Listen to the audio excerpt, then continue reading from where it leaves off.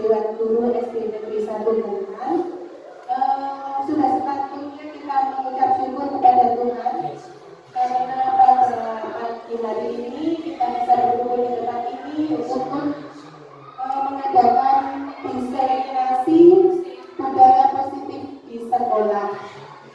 Izinkan saya untuk membacakan susunan acara pada hari ini. Yang pertama yaitu pembukaan, kedua sambutan kepala sekolah, ketiga penyampaian materi oleh calon guru penggerak angkatan 9 yaitu Ibu Hesti Nur Astuti.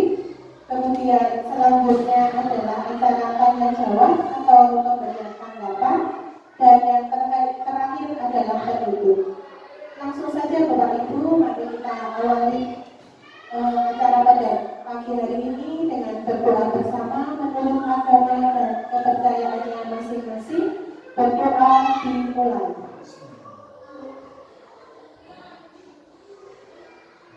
Berdoa selesai. Kita memasuki acara yang kedua yaitu sambutan kepala sekolah. Kepada Bapak Parwanto kami persilakan. Assalamualaikum warahmatullahi wabarakatuh.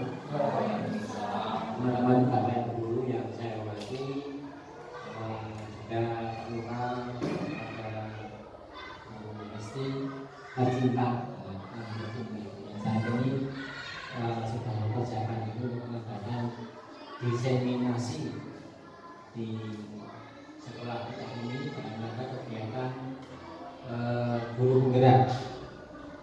Marilah kita untuk kita intinya selalu bersyukur kita kepada Allah Subhanahu Wa Taala atas limpahan rahmat dan hidayahnya, sehingga apa yang kita inginkan, apa yang kita harapkan diridhoi atau dikabulkan oleh Allah Subhanahu Wa Taala, utamanya sehat jasmani dan sehat rohani. Pada saat ini kita sama-sama di SD Negeri 1 Buntan ini melakukan tugas-tugas kedinasan maupun tugas-tugas rutinitas kita. Penting sehat jasmani dan rohani. Sehat jasmani ini rohani nasihat berbahaya. Jadi rohani ini sehat, jasmani ini nasihat ya susah. Karena itu kita dalam berdoa minta kesehatan jasmani dan rohani, fisik dan psikis. Alhamdulillah hari ini terbukti sehat semuanya ya. Yang pertama itu. Yang kedua, Bapak dan Ibu, dalam kegiatan ini mari kita dukung program atau kegiatan dari Mbak Hesti tentang kegiatan rangkaian kegiatan sebagai guru penggerak yang sampai saat ini ada kegiatan diseminasi budaya atau diseminasi yang mengambil budaya positif di sekolah SD Negeri 1 Buntan. Nah dalam hal ini dari segi tulisan yang berarti dedisi atau desi, tapi ketika kita buka diseminasi wis penting nanti karena Bapak dan Ibu semuanya bahwa kegiatan ini merupakan implementasi dari kurikulum merdeka. Dalam kurikulum merdeka intinya bahwa budaya positif di sekolah kita ini harus dibudayakan, dibiasakan. Artinya punya budaya, punya kebiasaan yang positif berkaitan dengan kehidupan ataupun tugas-tugas kita di sekolah. Misalnya kalau budaya positif itu misalnya kita biasakan disiplin yang positif, kemudian motivasi yang positif, ataupun mungkin kegiatan-kegiatan kebutuhan dasar dalam kehidupan sehari-hari. Jadi semuanya diharapkan positif, orang langsung negatif. Ya. Kalau positif itu berarti berbudaya yang positif. Apa artinya budaya itu adalah hal-hal yang terbiasa kita laksanakan dalam kehidupan di sekolah kita. Ini dari yang kebiasaan ini akhirnya menjadi budaya. Walaupun kalau arti secara harfiahnya tentang arti katanya, kalau budaya itu hasil cipta karya manusia. Tapi dalam hal ini bahwa budaya itu adalah kegiatan-kegiatan yang setiap hari kita lakukan, sehingga kegiatan tersebut menjadi terbiasa, menjadi budaya kita. Budayanya apa? Budaya positif. Nanti akan disampaikan oleh Mbak Isti secara detail beberapa kegiatan seperti apa, silakan panjang rumah. Dan nanti kalau ada hal yang perlu ditanyakan silahkan ditanyakan, sehingga dalam hal ini kita ambil positifnya. Yang kedua, kita ambil pembelajaran positifnya bahwa guru penggerak ternyata punya program kegiatan yang sangat bagus, yang sangat lengkap, sehingga kita semuanya harus mendukung. Paling tidak kita mengikuti atau mencontoh dari yang sudah menjadi guru penggerak. Yang saat ini belum harus mengikuti. Kalau yang belum daftar segera daftar. Mas Andri Mbak Nadia sudah, Mas Gigi Arek mau saat ini, Mbak Ati supaya harus menyerah, harus ketukuan tapi tidak apa-apa. Karena memang seperti itu kita ikuti, dan sekarang penggerak kita ikuti saja supaya kita tidak menekan terus dan tidak ketinggalan dengan arus. Ini yang paling penting. Seperti kebijakan pemerintah sekarang harus mulai. Jadi mas mas, ngomong dan ini yang penting kita ambil nilai positifnya dan kita implementasikan di sekolah kita sehingga betul-betul kegiatan saat ini nanti terlaksana dengan baik. Kemudian yang saya sampaikan sebagai perwakilan kami, mohon maaf apabila ada kelainan dan selama ini kegiatan diseminasi oleh negara hal-halnya dalam bahasa. Terima kasih. Assalamualaikum warahmatullahi wabarakatuh. Waalaikumsalam warahmatullahi wabarakatuh. Kami mengucapkan terima kasih kepada Bapak Kepala Sekolah SD Negeri 1 Lutar atas sambutan yang diberikan. Acara yang selanjutnya yaitu penyampaian materi oleh calon guru penggerak angkatan 9 Ibu Hesti Nur Hastuti. Kepada Bu Hesti dipersilakan.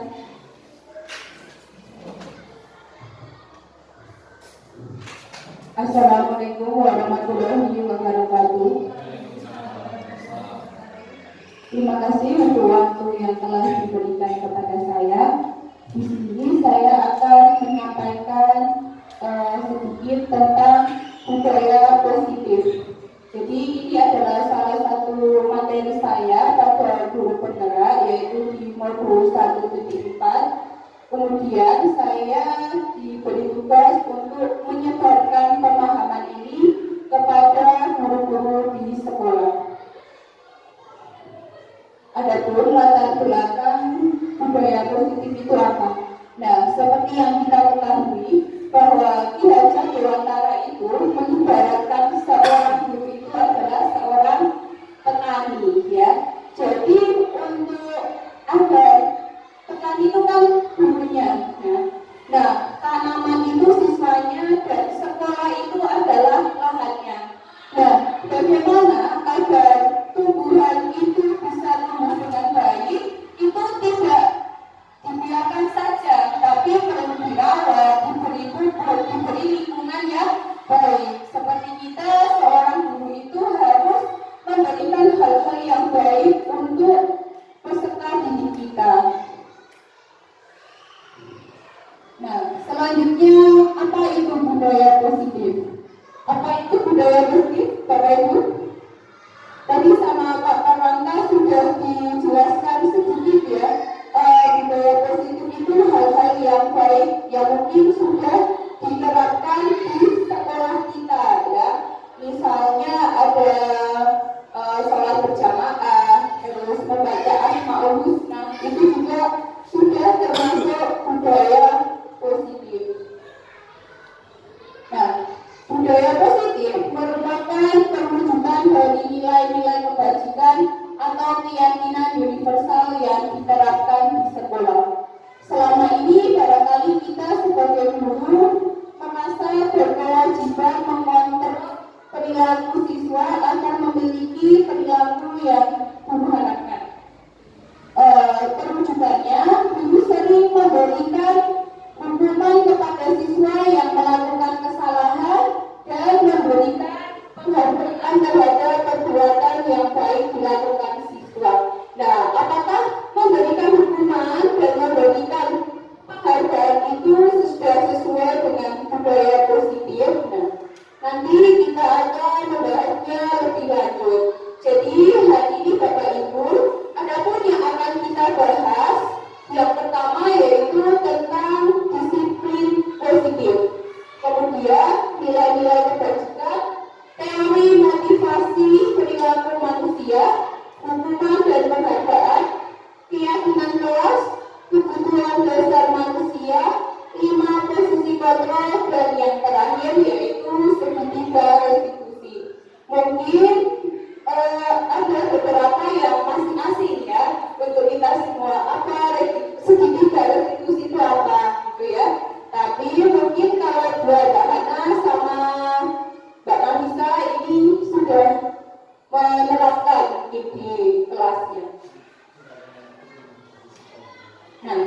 pertama, Bapak Ibu, kalau mendengar kata disiplin itu kira-kira apa yang terlintas di pikiran Bapak Ibu? Kalau mendengar kata disiplin, disiplin itu apa? Tertib, terus menaati aturan, ya. Apakah seperti itu? Nah, di sini disiplin itu berasal dari bahasa Latin yaitu disiplina, yang artinya itu adalah belajar. Nah, kebanyakan orang itu kan akan menghubungkan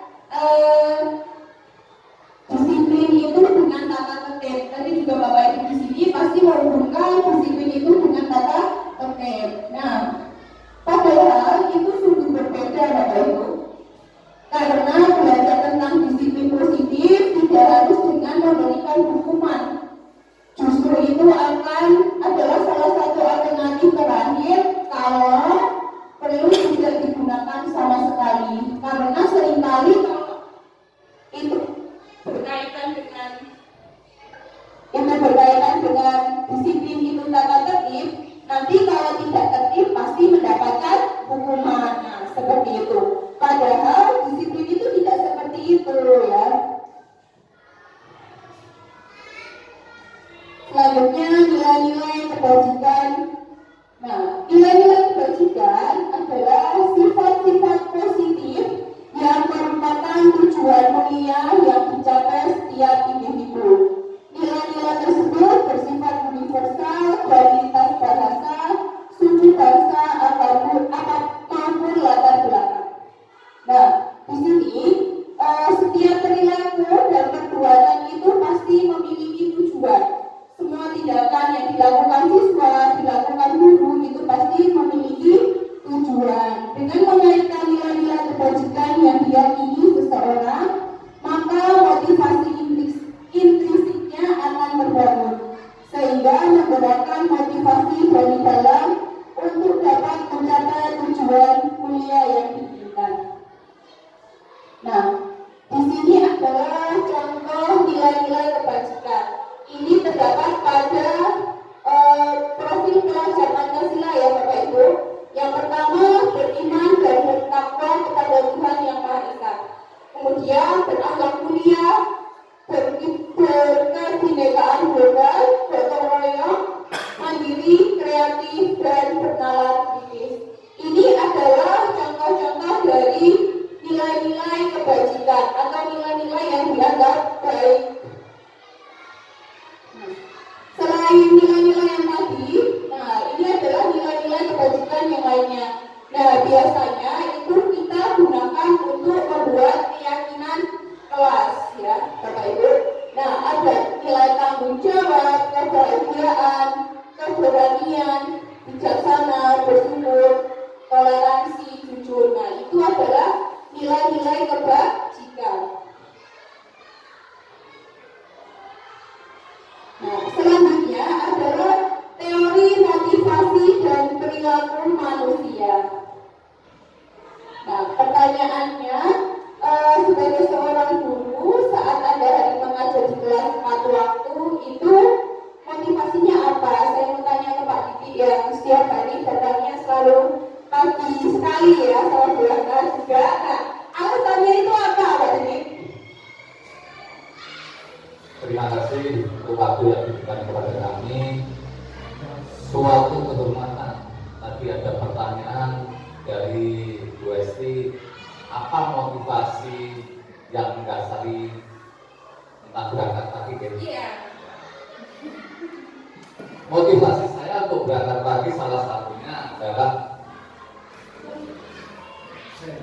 absen biar tidak telat, Bu Esti. Itu yang pertama. Yang kedua adalah karena kita seorang pendidik, kita punya tanggung jawab yang besar terhadap dunia pendidikan, khususnya untuk mencerdaskan anak di SD Negeri 1 kita. Terima kasih, mungkin hanya itu Bu Esti sementara dari kami. Terima kasih Pak Didi jawabannya. Jadi tadi itu alasannya Pak Didi itu karena sebagai seorang pendidik itu memiliki tanggung jawab untuk memberikan contoh yang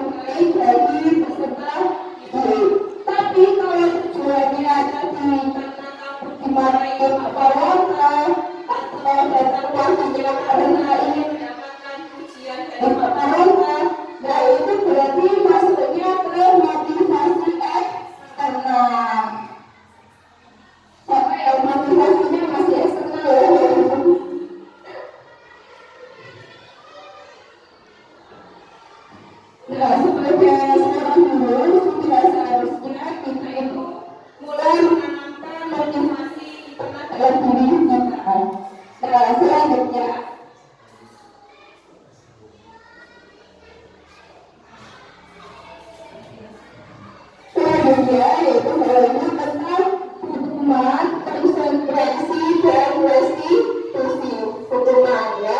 Apakah Bapak Ibu masih sering memberikan hukuman? Masih.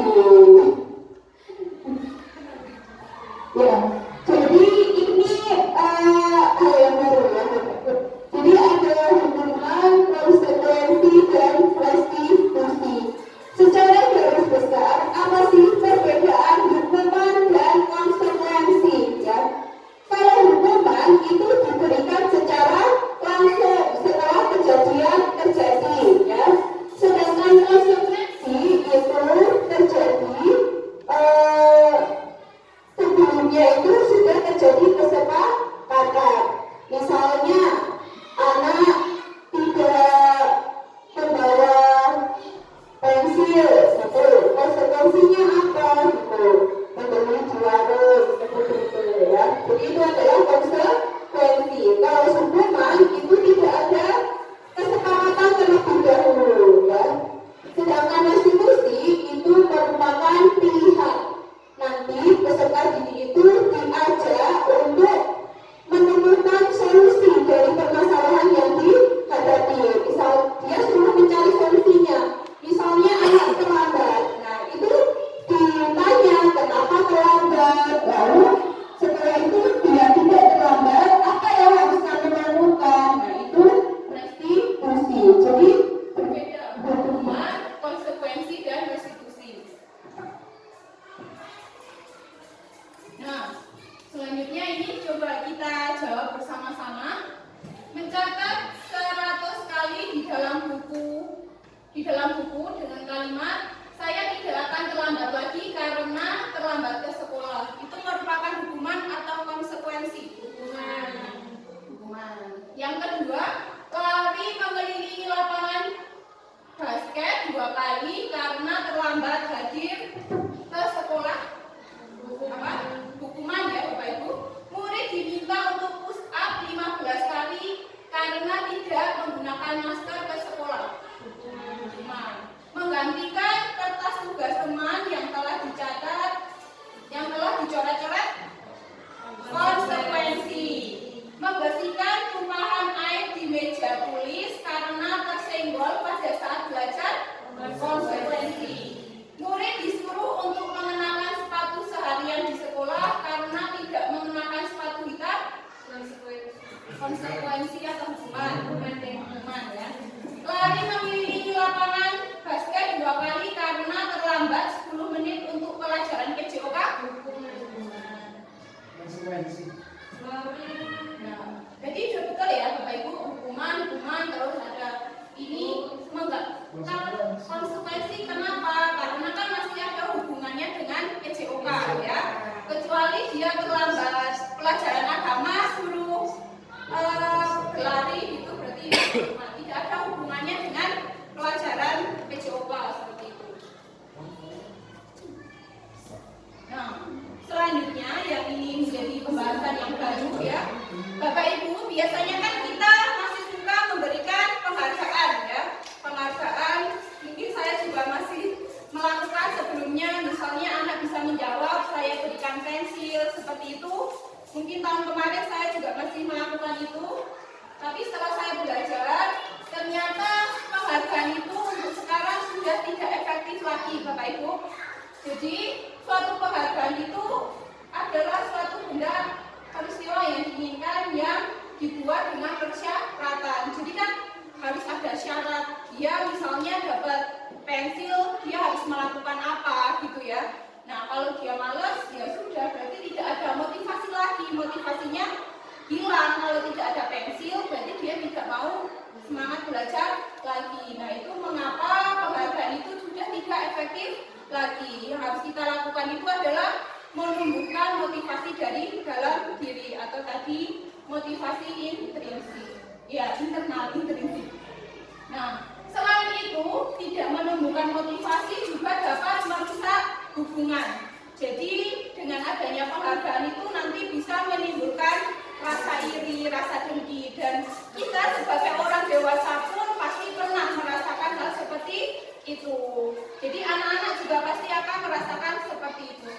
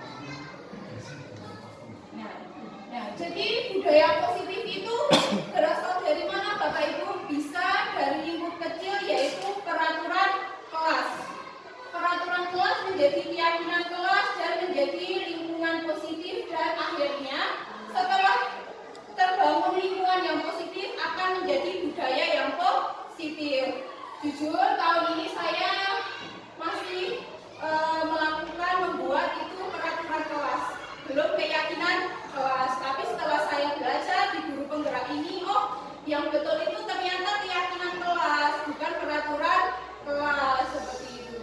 Jadi setelah mengikuti ini benar-benar banyak refleksi dalam diri saya itu.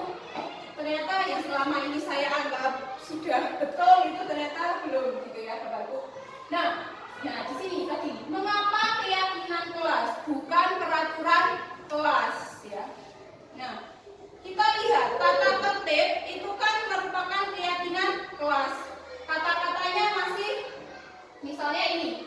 Mengapa kita memiliki peraturan tentang menggunakan helm? Kan kata-katanya itu kalau tata tertib di situ itu kata-katanya masih dilarang merokok, dilarang merokok ya, dilarang terlambat seperti itu ya. Biasanya itu kan masih menggunakan kata-kata yang negatif. Kalau peraturan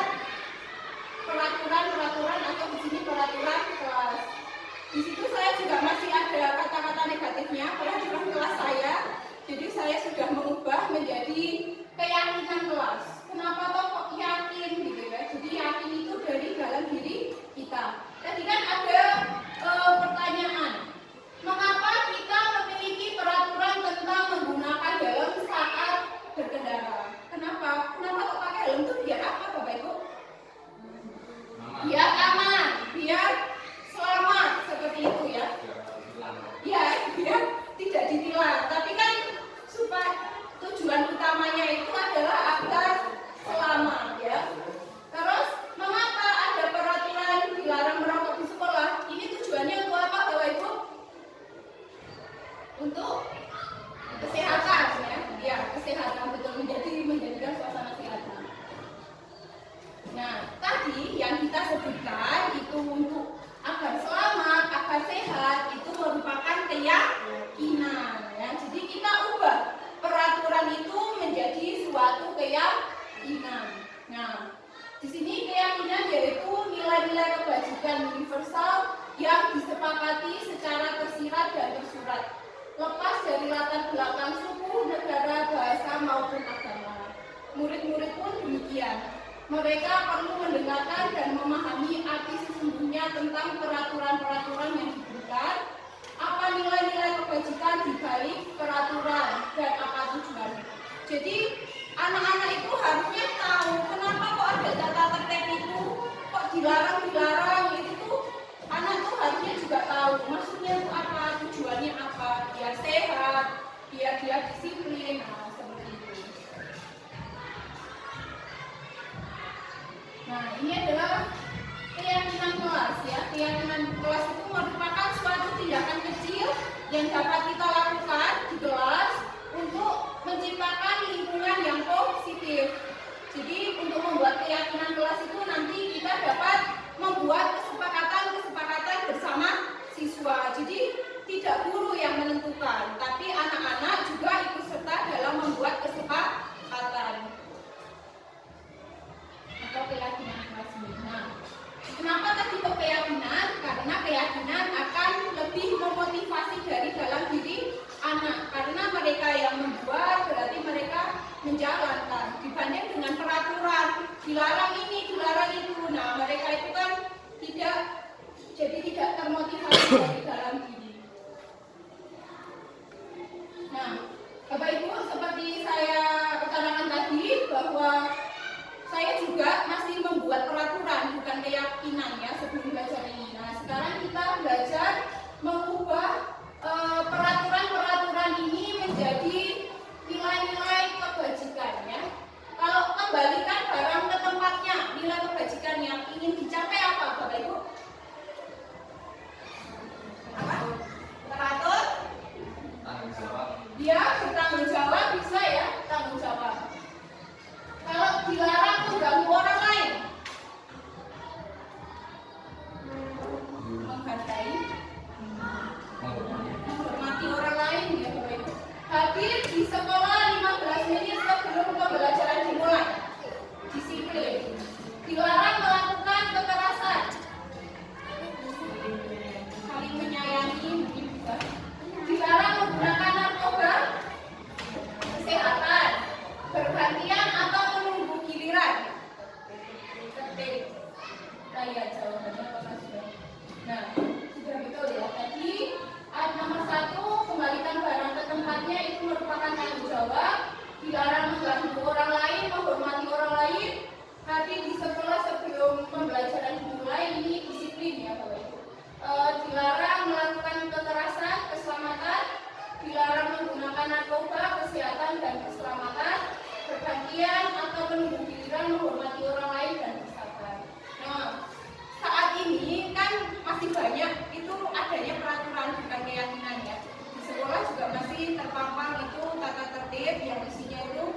dilarang seperti itu ya.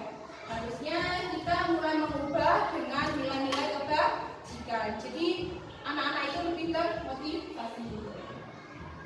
Nah, ini adalah contoh dari pembentukan keyakinan kelas. Yang pertama bersifat abstrak, kemudian berupa pernyataan universal, jadi secara umum ya. Tadi ada nilai disiplin, ada nilai tanggung jawab seperti itu. Jadi tanggung jawab itu kan banyak kegiatannya ya Bapak Ibu. Jadi lebih bersifat universal, dibuat dalam pernyataan positif. Tadi sudah saya jelaskan bahwa keyakinan kelas itu tidak menggunakan kata dilarang-dilarang, itu kan karena bersifat negatif. Terus sedikit saja akan mudah diingat, misalnya 6 atau berapa saja gitu untuk menjadi keyakinan kelas, biar anak-anak itu ingat dan benar-benar diterapkan dalam kehidupannya. Kemudian semua warga kelas dilibatkan dalam membuat keyakinan kelas. Jadi anak-anak ditanya apa yang kalian harapkan di kelas 5 ini, misalnya saya seperti itu. Jadi anak disuruh untuk menulis seperti itu. Nah ini contoh-contohnya Bapak Ibu, datang tepat waktu, saling menghormati dan menghargai, kan banyak kegiatannya ya tadi. Terus menjaga kebersihan. Selanjutnya itu ada kebutuhan dasar manusia. Nah, di sini ada 5 ya kebutuhan dasar manusia itu, ada bertahan hidup, kasih sayang, penguasaan, dan kebebasan kesenangan. Nah, kalau Mas Andri yang mana ini kebebasan?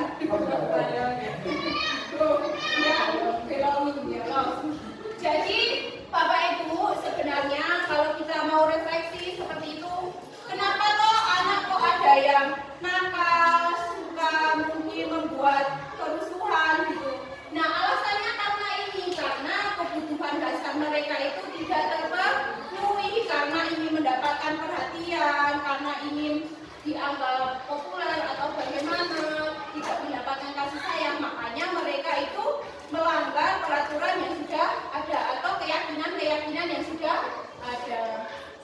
Ya Bapak Ibu, mari kita bahas satu persatu. Yang pertama, kebutuhan untuk bertahan hidup. Kebutuhan yang bersifat fisiologis untuk bertahan hidup, misalnya kesehatan, rumah, dan makanan. Nah, mungkin kalau ini sudah terpenuhi ya oleh Bapak Ibu mereka di rumah. Terus cinta dan kasih sayang, kebutuhan untuk memberi dan menerima kasih sayang, dan kebutuhan untuk merasa menjadi bagian dari suatu kelompok. Nah ini mungkin di sekolah kita masih banyak anak-anak yang mungkin menyendiri seperti itu. Nah mungkin sebagai guru kita mulai melakukan pendekatan, kira-kira apa yang belum terpenuhi oleh anak tersebut. Kemudian kekuasaan, kebutuhan ini meliputi keinginan untuk dianggap berharga, bisa membuat perbedaan, bisa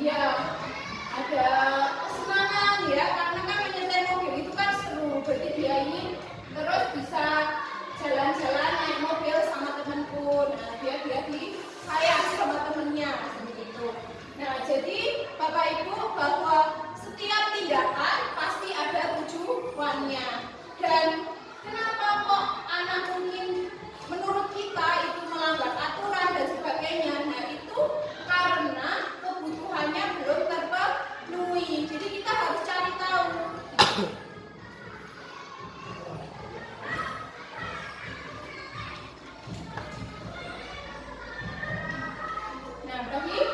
Nah, apa yang terjadi apabila salah satu atau beberapa kebutuhan dasar anak tidak terpenuhi? Nah, tadi itu ya sudah saya jelaskan. Nanti anak itu akan bertentangan dengan nilai-nilai kebajikan. Misalnya di rumah tidak mendapatkan kasih sayang, nanti di sekolah seperti apa? Jadi semua tindakan itu pasti ada alasan. Selanjutnya ini adalah 5 posisi kontrol sebagai guru ya Bapak Ibu. Yang pertama, penghukum, pembuat rasa bersalah, teman, dan pemantau. Nah, kira-kira Bapak Ibu ini sudah menerapkan yang mana? Semuanya ya. Jadi mengikuti situasi dan kondisi ya Bapak Ibu ya.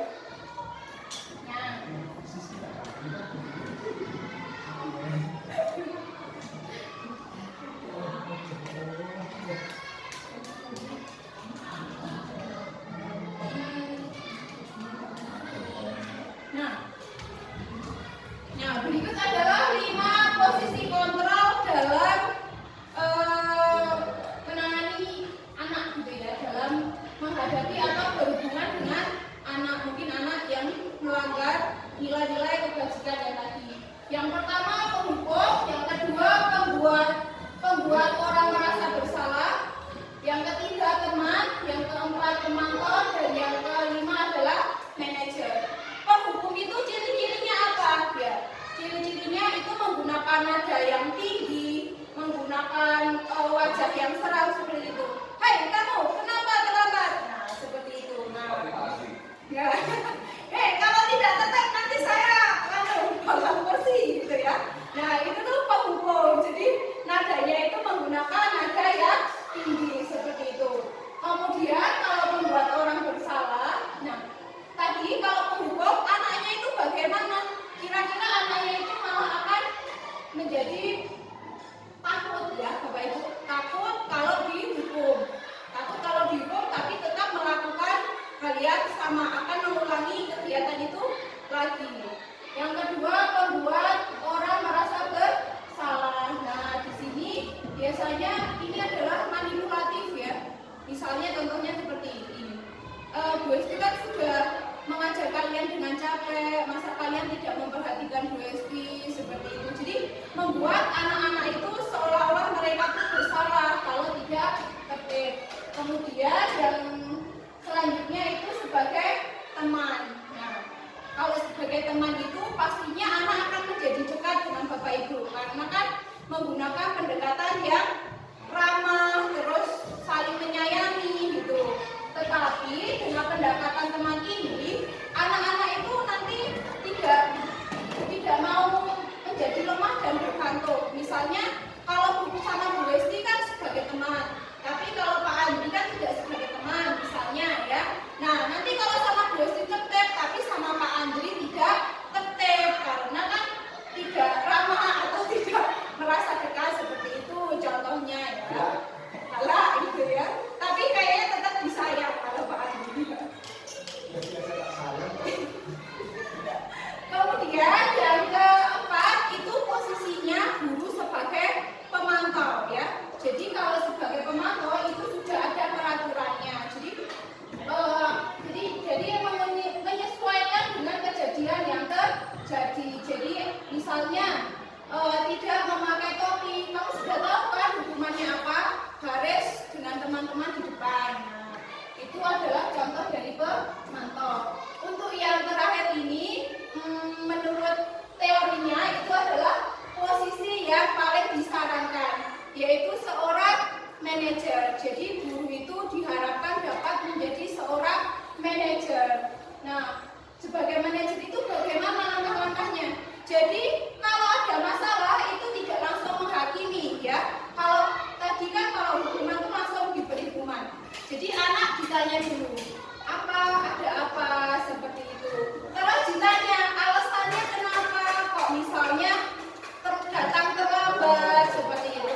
Setelah itu anak-anak diberikan kesempatan untuk memperbaiki perlakuannya seperti itu. Nah, ini posisi manajer ini harus dikembangkan oleh seorang guru. Nah, Bapak Ibu, ini ada beberapa pertanyaan berkaitan dengan 5 posisi kontrol yang tadi ya. Ada sebagai penghukum, pembuat rasa bersalah, terus ada teman, pemantau, dan manajer.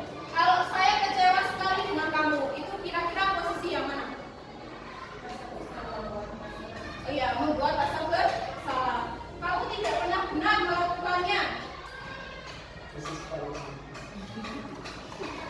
Apa? Ayolah lakukan demi ibu dan bapak. Membuat rasa bersalah. Ya. Apakah kamu mau mendapatkan stiker bintang hari ini? Manajer mendapatkan stiker bintang. Bagaimana kamu bisa menyelesaikan masalah ini? Manajer. Jadi ditanya bagaimana cara menyelesaikan masalah ini. Kamu selalu yang paling terakhir. Nah, jadi yang pertama saya kecewa sekali betul ya Bapak Ibu membuat orang bersalah. Kamu tidak pernah benar. Nah, kalau yang ketiga, ayolah lakukan demi Bapak dan Ibu.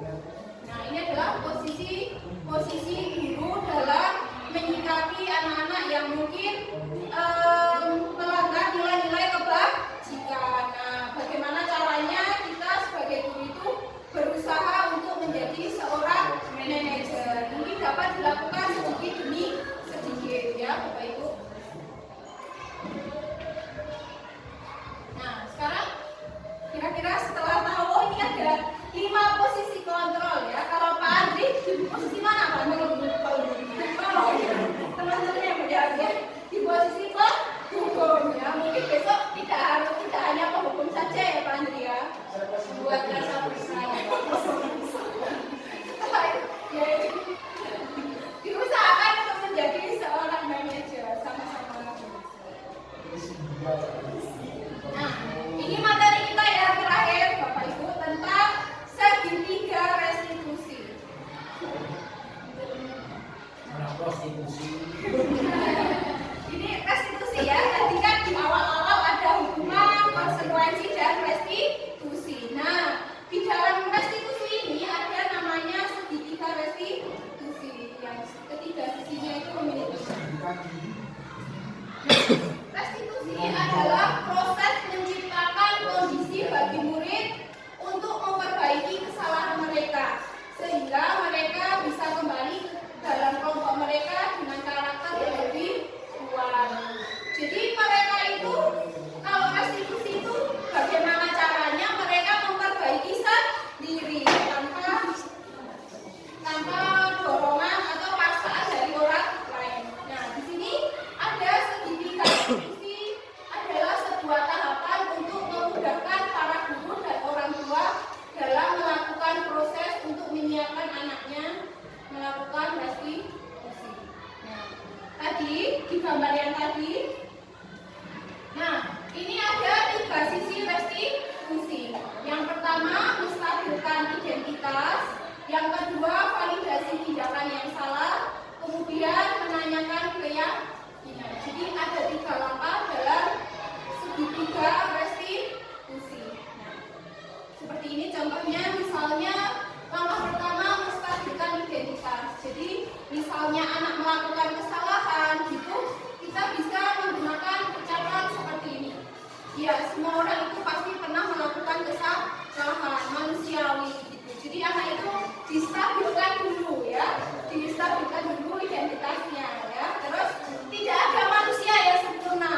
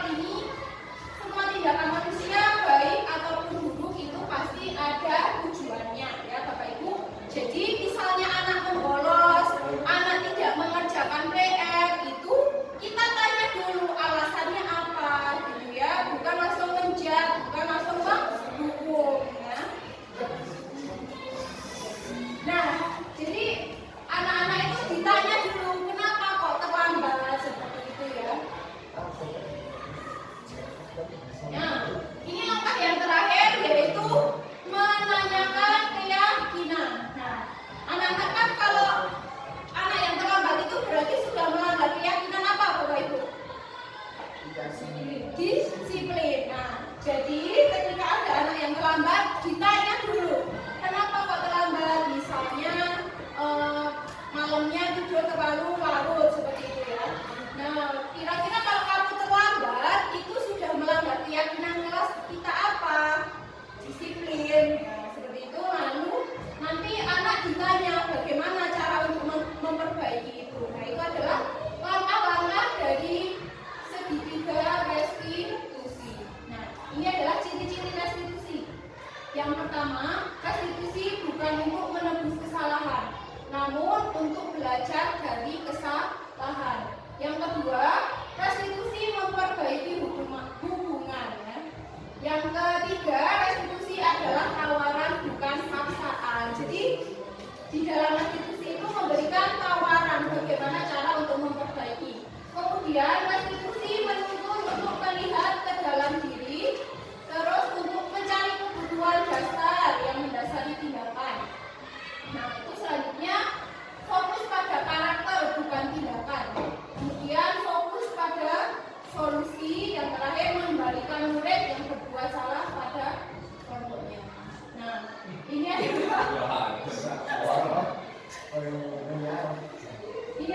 saya ketika melakukan segitiga restitusi.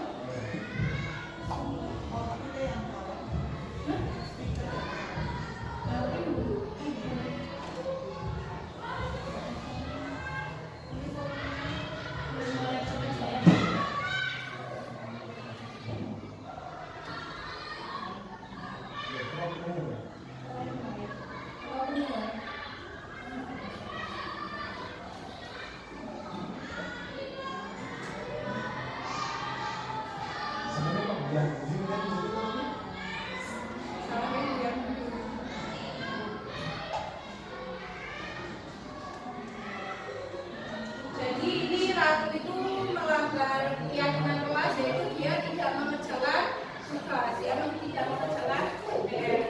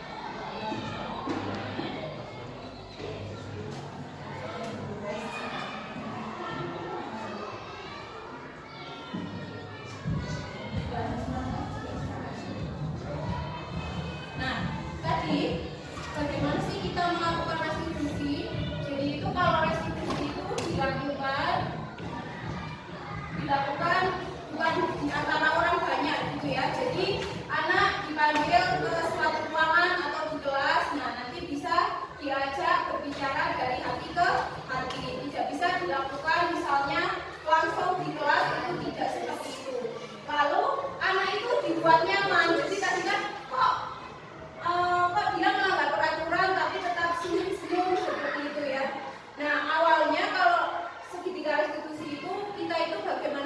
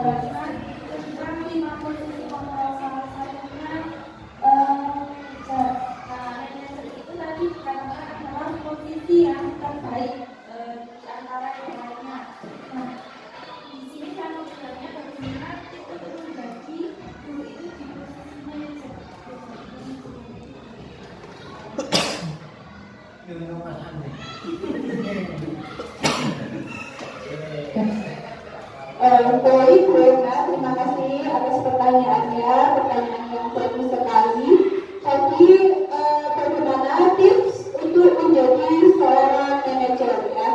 Tentunya untuk menjadi seorang manajer itu kita harus memahami apa itu kebutuhan dasar manusia. Jadi kita harus benar-benar memahami kebutuhan siswa itu apa. Dan nanti bisa menerapkan dengan segitiga restitusi. Ditanyakan kenapa kok melanggar ini gitu ya, misalnya seperti itu. Kemudian kita juga harus menjalin hubungan yang baik dengan siswa ya, membuat siswa itu merasa nyaman dengan kita. Jadi dia bisa mengungkapkan segala hal yang dirasakan agar bisa kita berdiskusi untuk menemukan solusi dari permasalahan yang dihadapi. Kemudian kita juga harus bisa menjadi teladan yang baik bagi siswa. Seperti itu, Bu Eva. Selanjutnya, Bapak Ibu, maaf, tadi ada tanggapan yang lain. sudah tadi Terima kasih atas waktunya. Di sini saya ingin bertanya tentang disiplin tadi. Tadi Bu Rizky menyampaikan bahwa disiplin itu lawan hukuman gitu. Bukan berarti harus menggunakan hukuman. Apa menurut Bu Rizky tindakan itu sudah sangat tepat kita meninggalkan yang namanya sanksi atau hukuman ketika anak itu melakukan kesalahan dan kita menggunakan segitiga restitusi tadi? Menurut Bu Rizky bagaimana? Berikan alasannya.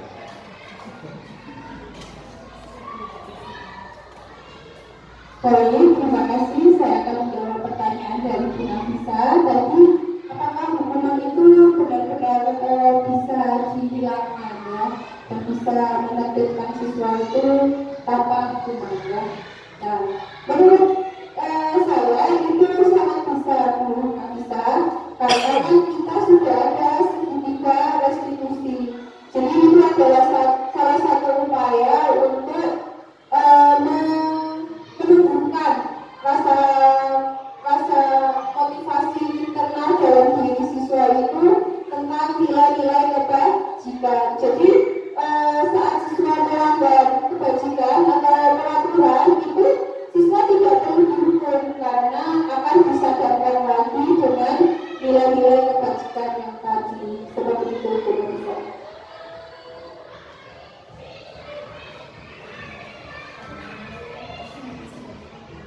Baik Bu Rizky, terima kasih atas jawabannya. Tapi masih satu Bu Rizky yang saya ketahui. Ketika kita melakukan segitiga restitusi tadi itu kan tidak semua anak itu dalam tahap yang ketika terutama dalam menanyakan keyakinan, tidak setiap anak itu bisa mengungkapkan apa itu namanya ya, bisa mendapatkan solusi dari permasalahannya itu sendiri. Itu bagaimana tindakannya Pak?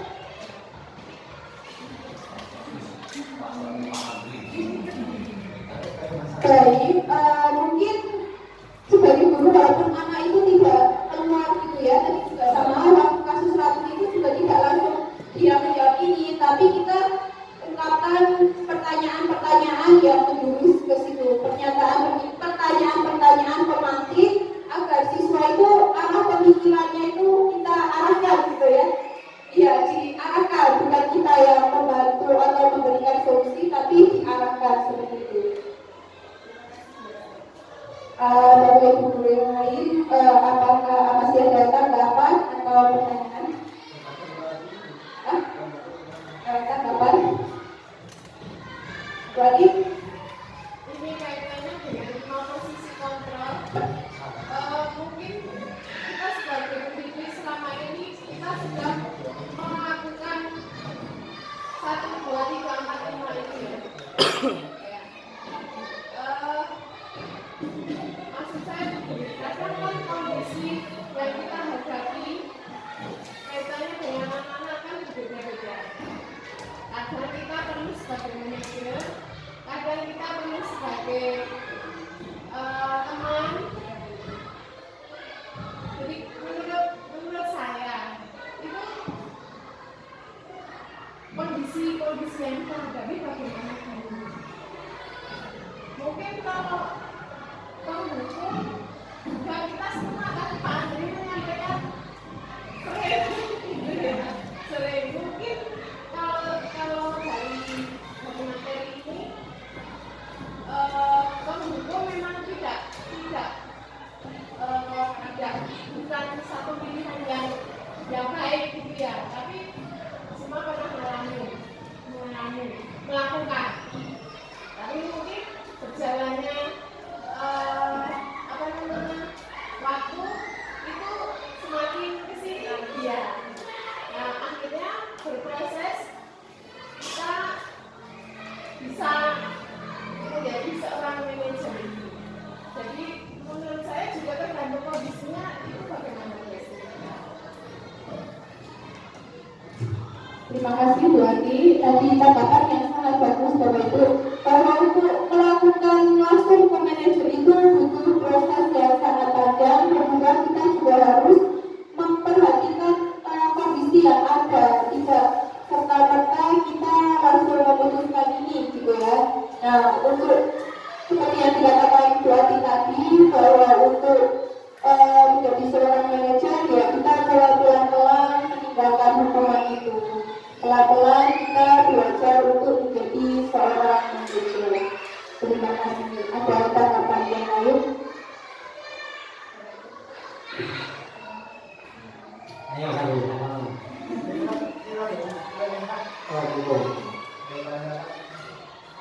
Ini berdasarkan tadi yang ini adalah mengajukan keyakinan.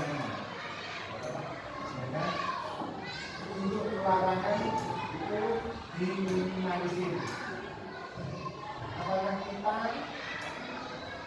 bisa menggunakan ketika larangan itu sudah hampir tidak dibiasakan dan mencontohkan itu keyakinan. Sedangkan saya sendiri saya yakin, ya, saya itu orang Islam yakin saya yakin Islam, tapi saya tidak pernah sholat. Gitu, Pak. Itu kalau hanya dengan keyakinan tanpa larangan, pasti ya seperti saya, gitu, Pak. Jadi, pasti yang intinya ya kita ingin mengembangkan sebuah karakter yang baik. Pasti kalau itu ternyata terjadi, apakah ini bisa terjadi? Itu hanya mungkin pertanyaan kan, bukan menunjuk ke sini loh Pak, tapi ya, pertanyaan saya saja.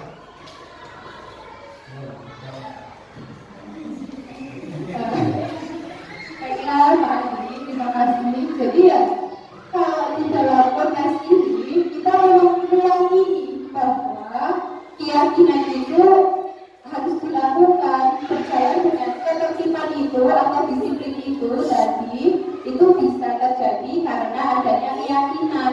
Kenapa kok keyakinan? Karena keyakinan itu dari dalam diri individu. Jadi sebelumnya itu keyakinan itu ya tidak langsung mungkin masuk ke dalam diri gitu ya. Mungkin juga melalui proses, mungkin juga kita ingatkan terus gitu. Kalau kaitannya dengan saat ini gitu ya.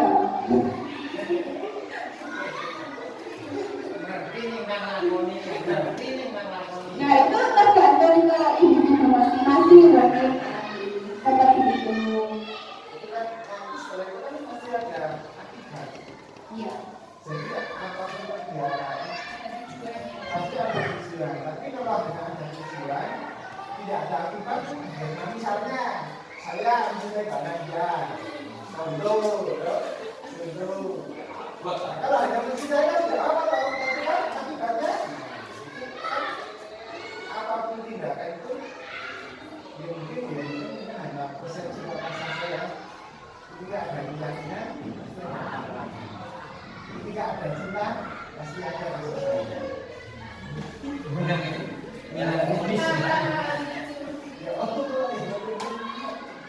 Tapi Pak Andri, tadi itu kan keyakinan itu kan Jadi hal baik itu pasti kan membawa hal yang baik juga gitu ya. Jadi tidak, menurut saya ya, jadi tidak menimbulkan hal negatif gitu.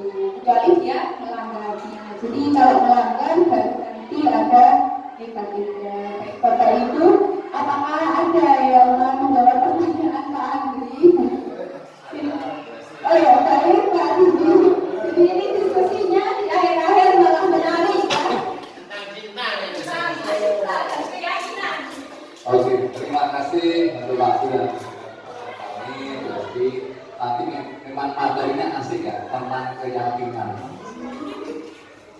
Menurut saya keyakinan tadi yang disampaikan Pak Andri kan keyakinan untuk memeluk suatu kepercayaan.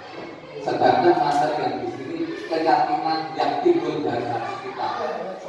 Oh, kita yakin, kita kalau memang saya masuk tadi apa yang disampaikan oleh Bu Hesti tentang keyakinan di dalam dunia pendidikan maupun formal maupun non formal, selama kita punya kekuatan, punya keyakinan yang kuat, insya Allah semua akan bisa dilaksanakan dengan baik. Pada dasarnya saya sangat setuju dengan apa yang tadi disampaikan Bu Hesti tentang materi kita harus yakin. Mungkin bisa ditambahi sama Bunda Pisang tentang apa arti yakin. Terima kasih.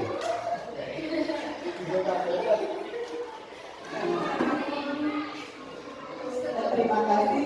Saya juga sependapat dengan Pak Didi dan juga Bu Hesti. Kalau nanti Pak Andri itu kan menanyakan tentang bagaimana karakter seorang anak itu bisa berkembang jika kita itu meninggalkan yang namanya hubungan, kita bisa itu berkembang. Justru kalau menurut saya di Pak Andri, karakter seorang anak itu akan berkembang dengan keyakinan. Tanpa adanya keyakinan, apa bisa mereka itu berkembang karakternya, misalnya saja orang tanggung jawab.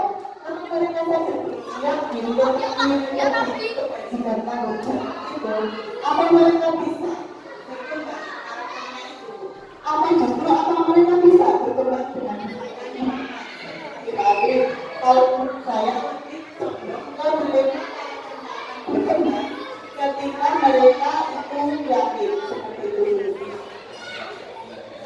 Mungkin berarti akan menambahkan.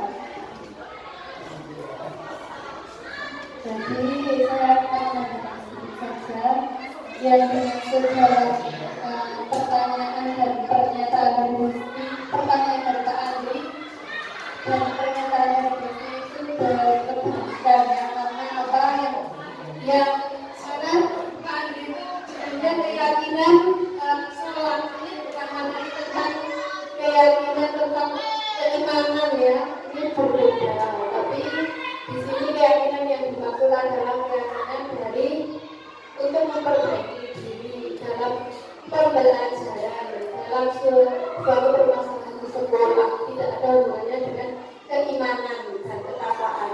Itu saja. Terima kasih.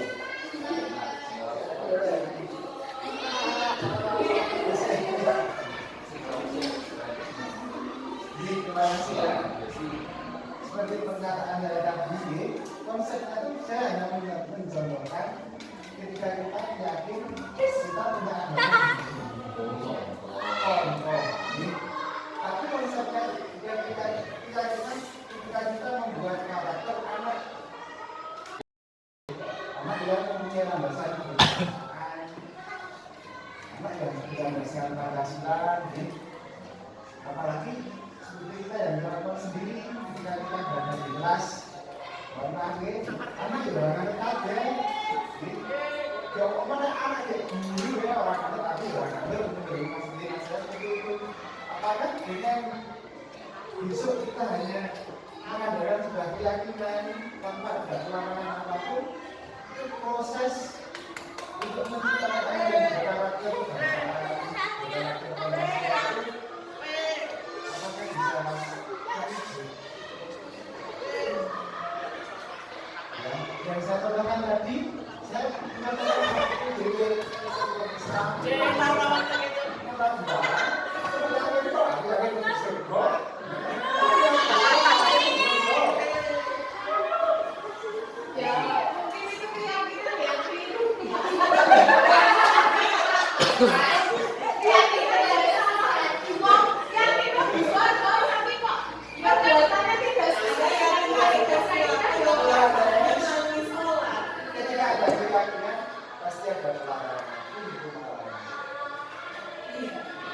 pertanyaan yang bersesat.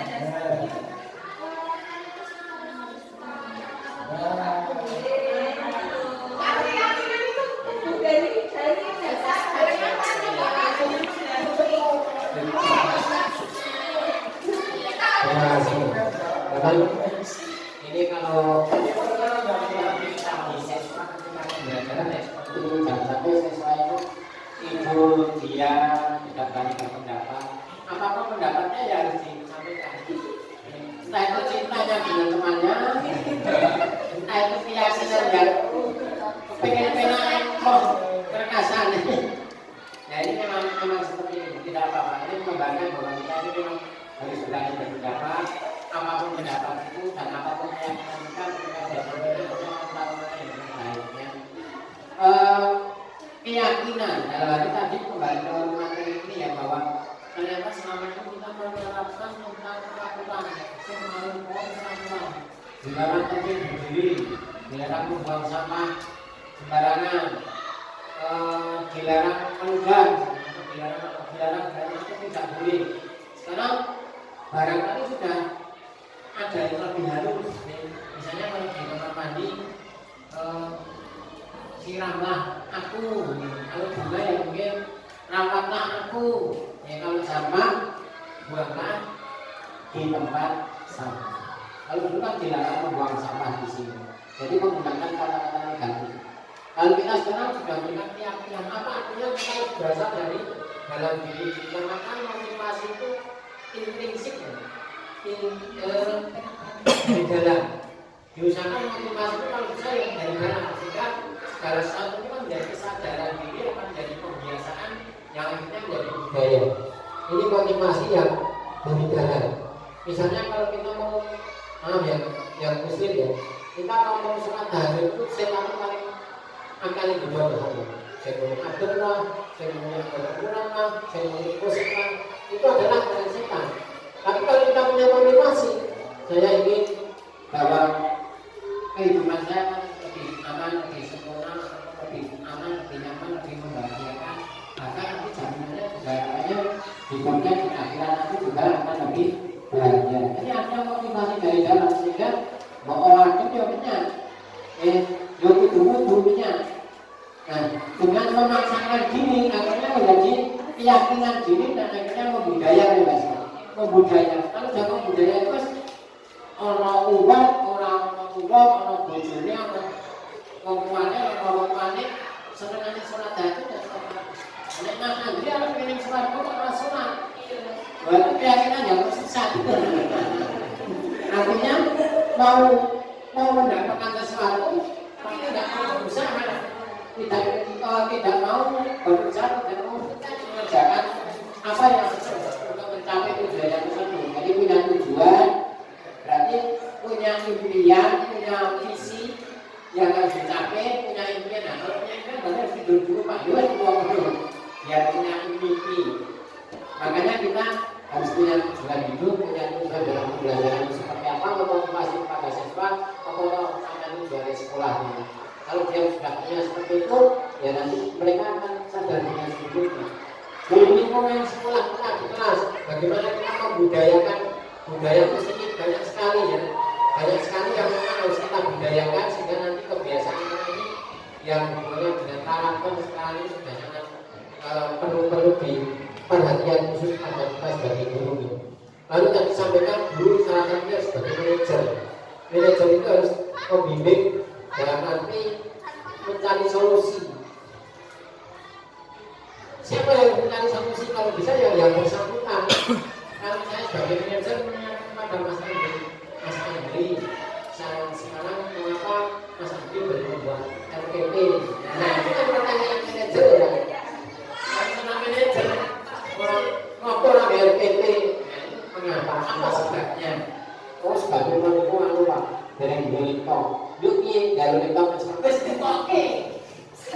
Sekarang kenapa boleh membuat lagi? Apa penyebabnya Mas Andri? Cari solusinya sendiri, bukan saya. Nah, ini artinya ketika kita tahu, menanyakan, tahu sebabnya, kemudian tahu solusinya sendiri. Bukan dari saya, tapi kalau itu dari bertanggung jawab saya misalnya. berpikir dan solusinya, sehingga segala sesuatu motivasi kalau bisa secara intrinsik atau dari internal atau dari dalam ini akan lebih menguatkan budaya pada siswa maupun kepada mereka semuanya tadi, termasuk bagaimana kita memberikan hadiah, reward ataupun hukuman, punishment, bagaimana yang tepat. Ternyata kita selalu menjustify, oh salah, melayu, harapan tidak tepat sekarang. Sekarang ini hukuman secara fisik kebanyakan tidak dilakukan, apalagi sekarang ada istilah pelanggaran HAM. Banyak orang tua yang mudah menerima informasi dari anak. Banyak guru mau yang menyinggung sirai Pak Kumi. Pak, Bu, aku mau digeplak kalau buati. Padahal memang ini kalau seperti itu nanti orang tua yang tidak tahu pendidikan, anak-anak dan anak biru anak langsung sekolah. Banyak terjadi seperti ini, guru menjadi korban kekerasan dari orang tua siswa. Ini jadi kita bagaimana memberikan punishment dan reward yang tepat, tidak menunjukkan kecenderungan yang lain, tapi betul-betul semuanya harus mendidik kepada siswa. Nek formulir kalimat saya tidak akan melanggar lagi sampai 100 kalimat. Ini mau pas kan? Kurang pas.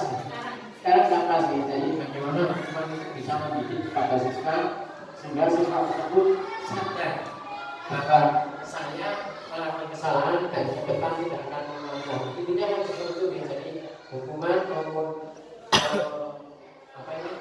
hadiah yang perlu dipertimbangkan. Kemudian intinya tadi bahwa siswa dia akan bisa mencari solusi sendiri apa yang menyebabkan hal-hal yang kurang baik dari siswa. Jadi guru yang mendidik, mendampingi, mengarahkan, intinya siswa bisa mencari solusi sendiri seperti tadi dalam segitiga atau restitusi segitiga restitusi seperti tindakan kembali. Jadi intinya teman-teman semuanya ketika kita mengajar dengan kasih sayang, dengan penuh perhatian, dengan ketulusan, dengan keikhlasan, nanti anak-anak itu akan merasa senang di kelas. Dan ini harus diciptakan dalam pembelajaran kita, sehingga budaya-budaya positif nanti akan tercipta sendiri oleh anak sendiri tanpa merasa bukan anak diancam, bukan ditakuti, sehingga bukan berarti menjadi peraturan di kelas, tapi menjadi keyakinan bersama di kelas. Sepakat kita buat keyakinan bersama. Nah, ini mas. Di kelas itu memang sebenarnya kita buat keyakinan bersama. Apa keyakinan kita lakukan bersama? Sehingga mereka akan konsekuen dengan apa yang dia buat sendiri dan apa yang dia keluarkan sendiri dan diusulkan sendiri. Kira-kira seperti itu ya teman-teman. Jadi budaya positif, mari kita ciptakan di sekolah ini sedikit demi sedikit sehingga akan tercipta budaya di sekolah ini yang betul baik. Kita awali dari gurunya, menjadi contoh, menjadi teladan, anak-anaknya nanti akan ikut sendiri-sendiri. Kemudian dari saya terima kasih banyak. Beri tepuk tangan untuk Bapak. Terima kasih tadi Bapak Ibu untuk pertanyaan dan tanggapan sangat menarik sekali untuk kita diskusikan bersama-sama. Dan saya berharap bahwa hal yang saya sampaikan ini bisa bermanfaat untuk kita semuanya. Dan lebih penting itu bermanfaat untuk siswa kita ya Bapak Ibu. Ya, jadi nanti tujuan dalam pendidikan itu dapat tercapai. Demikian yang dapat saya sampaikan, kurang lebihnya saya mohon maaf. Assalamualaikum warahmatullahi wabarakatuh. Waalaikumsalam warahmatullahi wabarakatuh. Baik, Bapak Ibu, kita sampai di penghujung acara diseminasi budaya positif SD Negeri 1 Genan. Mari kita tutup acara pada siang hari ini dengan doa bersama menurut agama dan kepercayaannya masing-masing. Dipersilakan.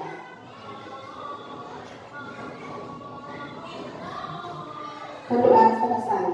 Saya mengaturkan maaf sebanyak-banyaknya apabila selama saya memandu acara ini terdapat kesalahan baik sengaja maupun tidak sengaja ya Bapak Ibu.